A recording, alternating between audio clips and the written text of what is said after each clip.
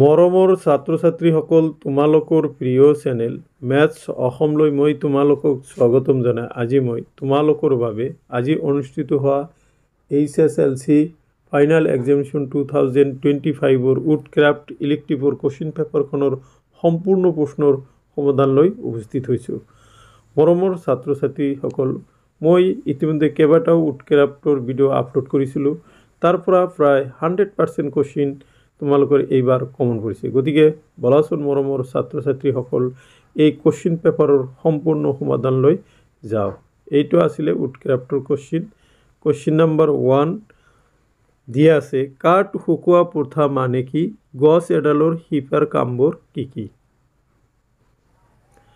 দেখা, কাঠ শুকোৱা প্ৰথা মানে কি? এইটোৰ উত্তৰলৈ আহা। কাঠৰ আৱশ্যকতকৈ বেছিভাগ পানী নোহোৱা কৰিবৰ কাৰণে বা বাবে কাঠ শুকোৱা হয়। অসমীয়াত ইয়াক কাঠ শুকোৱা প্ৰথা বোলা হয়। কাঠত থকা বেছি পানী ভাগেই কাঠ সংকুচিত কৰে, গতিকে উপযুক্তভাৱে কাঠ শুকাব নোৱাৰিলে কাঠত পোকে ধৰে, ভাঁজ লাগে আৰু ফাটি যায়। সাধাৰণতে কাঠৰ টুকুৰাত শতকৰা 20 পৰা 30% আৰ্দ্ৰতাৰ ৰস থাকে। এই আৰ্দ্ৰতাৰ ৰস নাইকিয়া কৰাকে কাঠ শুকোৱা প্ৰথা বোলে। মৰমৰ ছাত্ৰ ছাত্ৰীসকল, তোমালোকে কাঠ শুকোৱা প্ৰথাটো তোমালোকে স্ক্ৰীনশ্বট মাৰিও এইখিনি আলোচনা বা তোমালোকে ঘৰত আলোচনা কৰিব পাৰিবা। গছ এডালৰ শিপাৰ কামবোৰ কি কি?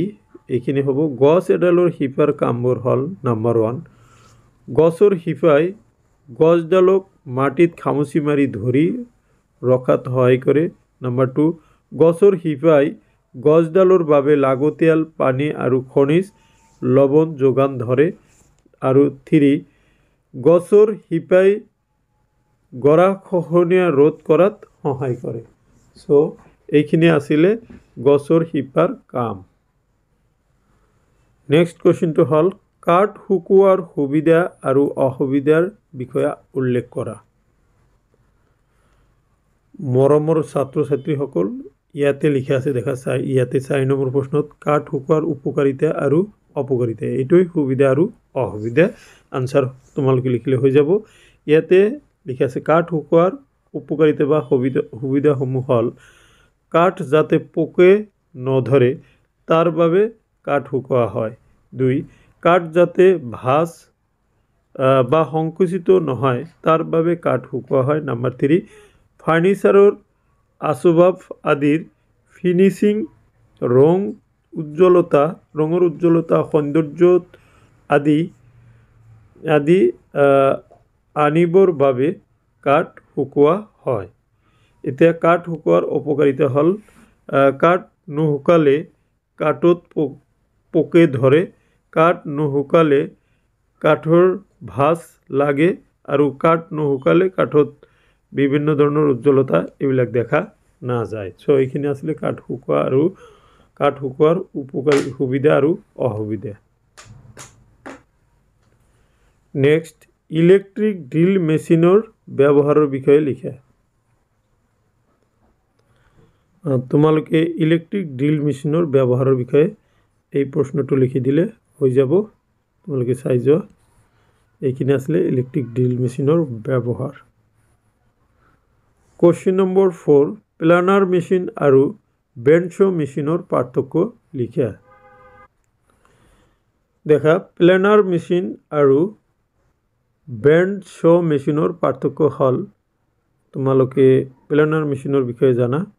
লিখা, প্লানাৰ মেচিন হ'ল এক ধৰণৰ মেচিন টুল যি সুনিৰ্দিষ্ট সমতল পিঠি তৈয়াৰ কৰে আৰু চুলত কটাৰ বাবে ব্যৱহৃত হয়। ইয়াক ধাতৱ কামৰ কাৰণে ব্যৱহৃত হয়। প্লানাৰ মেচিনৰ কাম: 1, ৱৰ্কপিচ আৰু ৱৰ্কপিচ কটাৰ কাৰণে একক পইণ্ট কাটিং টুলৰ মাজত ৰৈখিক আপেক্ষিক গতি ব্যৱহাৰ কৰে। সুনিৰ্দিষ্ট সমতল পিঠি তৈয়াৰ কৰে আৰু দক্ষতাৰ লগত স্লট কটাৰ কাৰণে ডিজাইন কৰা হৈছে। তাৰপিছত বেণ্ড শ মেচিন দেখা। বেণ্ড শ মেচিন হ'ল এটা পাৱাৰ টুল যি দীঘল জোঙা ব্লেড যি কাঠ, ধাতু আৰু আন সঁজুলি কাটিবলৈ ব্যৱহৃত হয়। এইটো ৱৰ্কশ্বপ আৰু উদ্যোগৰ এটি সাধাৰণ আহিলা। এতিয়া দেখা, ইয়াতে দিয়া হৈছে বেণ্ড শ মেচিনৰ ব্যৱহাৰ বা কাম। কাঠ, ধাতু আৰু প্লাষ্টিক কাটিবলৈ ব্যৱহাৰ কৰা হয়। 2. জটিল আকৃতি আৰু বক্ৰ আকৃতি কাটিবলৈ ইয়াক ব্যৱহাৰ কৰা হয় আৰু অনিয়মিত আকৃতি কাটিবলৈ ইয়াক ব্যৱহাৰ কৰা হয়। কোশ্চিন 5, কাঠত কেতিয়া পুটিং ব্যৱহাৰ কৰিব লাগে চমুকৈ লিখা। কোশ্চিন 6, পেকিং কৰা বস্তু আৰু পেকিং নকৰা বস্তুৰ বিষয়ে ব্যাখ্যা কৰা। বজাৰত কোনটোৰ চাহিদা বেছি আৰু নিম্নলিখিত যিকোনো এটাৰ বিষয়ে চমু টকা লিখা। এইটো হ'ল পলিচ, ইয়াতে পলিচ দিছে আৰু এটা দিছিলে কি ফাৰ্মাৰ চিজেল। অ'কে, এইকেইটা একেলগে আনচাৰ দি আছোঁ।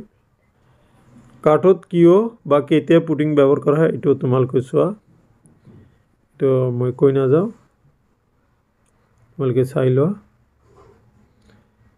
অ'কে, এইখিনি। নেক্সট প্ৰশ্ন আছিল পেকেজিং কৰা আৰু পেকেজিং নকৰা বস্তুৰ বিষয়ে ব্যাখ্যা কৰা। বজাৰত কোনটোৰ চাহিদা বেছি।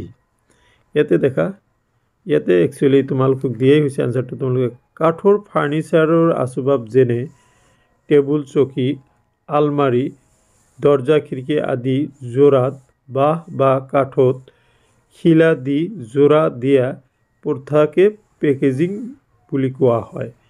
আনহাতে দেখা পেকেজিঙৰ দিছে, আনহাতে উক্ত ফাৰ্নিচাৰসমূহৰ যোৰাত বাঁহৰ ফিলাৰৰ সলনি নেইল ব্যৱহাৰ কৰা প্ৰথাকে পেকিং নকৰা বস্তু বুলি কোৱা হয়। বজাৰত পেকিং কৰাৰ যোৰা থকা ফাৰ্নিচাৰৰ চাহিদা আটাইতকৈ বেছি। ইয়াতে কি কৈছে, বজাৰত পেকিং কৰা যোৰা থকা ফাৰ্নিচাৰৰ চাহিদা আটাইতকৈ বেছি। অ'কে, এতিয়া দেখা পালিচ কি চমু টকা দিছে। পালিচৰ বিষয়ে তোমালোকে যিহেতু এটাতে যিকোনো এটাৰ বিষয়ে দিছে তোমালোকে এইখিনিও দিবা। পালিচ কিয় কৰা হয় গোটেইখিনি তোমালোকে দি দিলে হৈ যাব। অ'কে, তাৰপিছত ধৰ ফাৰ্মাৰ চিজেল, ইয়াৰ ব্যৱহাৰ তোমালোকে চোৱা।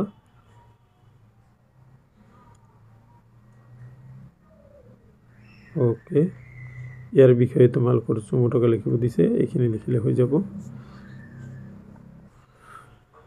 তাৰপিছত 9 নম্বৰৰ প্ৰশ্নলৈ আহা। ইয়াতে কোৱা হৈছে পেইণ্ট আৰু বাৰ্নিছৰ মাজৰ পাৰ্থক্য কি।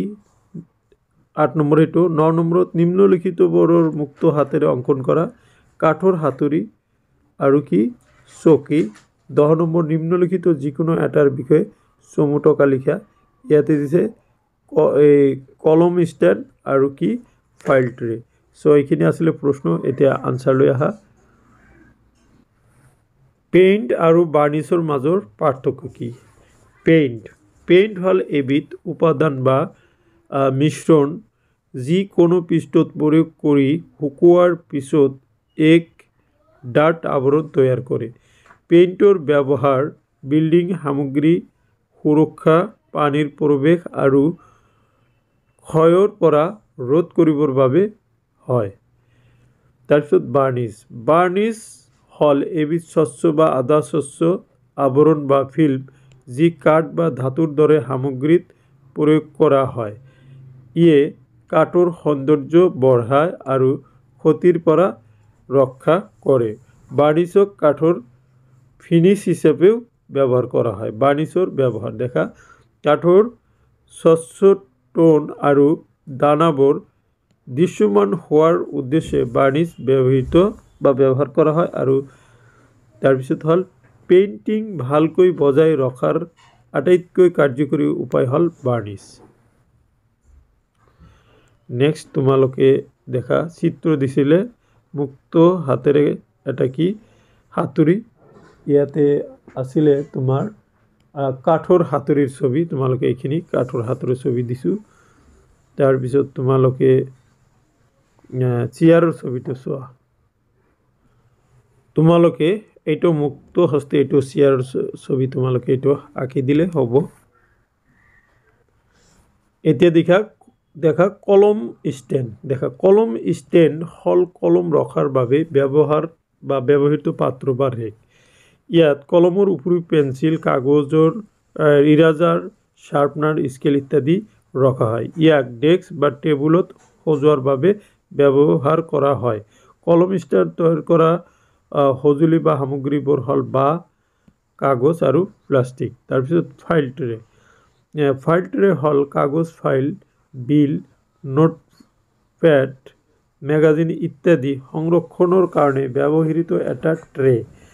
ইয়াৰ দ্বাৰা অফিচৰ কাম-কাজৰ পৰিষ্কাৰ পৰিচ্ছন্ন ৰখা হয়। ফাইল ট্ৰেৰ বৈশিষ্ট্য, ফাইল ট্ৰেতে কাগজ, ফাইল, বিল, নোটপ্যাড, মেগাজিন আদি সংৰক্ষণ কৰা হয়। ফাইল ট্ৰে বিভিন্ন আকাৰৰ হ'ব পাৰে।